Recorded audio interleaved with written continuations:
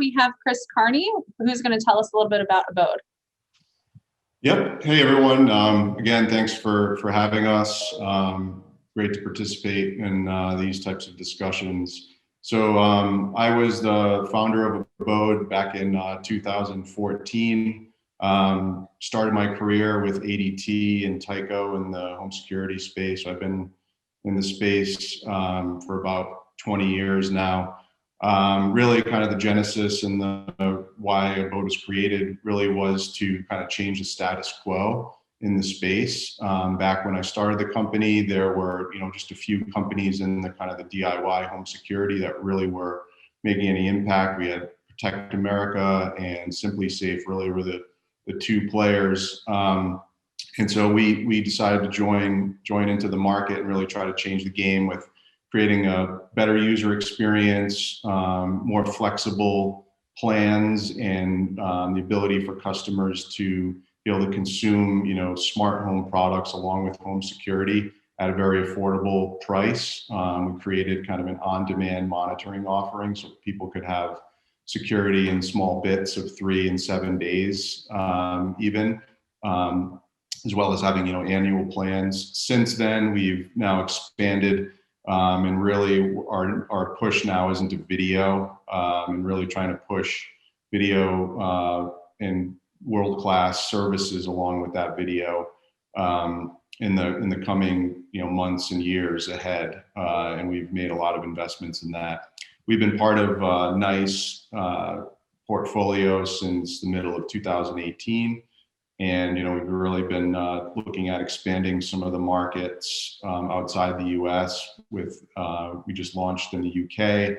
with a security partner there, and also be doing some business in Mexico, and also looking at Europe expansion for next year. So yeah, just very excited about the space, and it's been a passion of mine as well. So yeah. Great. Well, thanks for being here, and great to have all of you guys here to talk about what you're seeing in this market and how things are evolving. As you guys are well aware, security, peace of mind, safety have really been leading value propositions in the smart home space. And there's been 2 leading business models, one that follows the traditional security model with subsidized equipment and longer monitoring contracts, and then one that's more of a product first model where there's more of the purchase of the product up front and then maybe lower monitoring contracts. So Chris, back to you. Considering these different business model options, where are you seeing the most growth potential right now? Yeah, so I mean, I'm looking at it a little biasly. I think there's definitely more growth in the DIY, and I think there's a lot of evidence of that. Obviously, some of it's been accelerated a little bit from the COVID situation, where you have some of the professional companies not being able to get into people's homes for the install. But since we started the company, one of our main goals was to really provide a very easy user experience.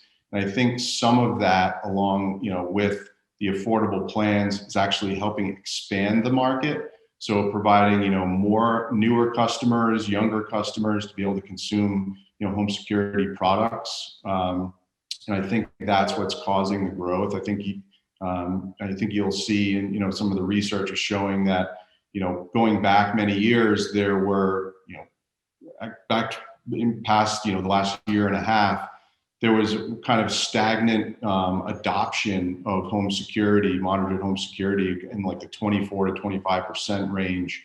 And we've seen that expand now into the low to mid 30s for adoption. So more and more households are becoming more comfortable. And I think it's due to the DIY. And I think a lot of that growth is coming from that sector. And I see that moving forward as some of the bigger players are now even having those offerings themselves.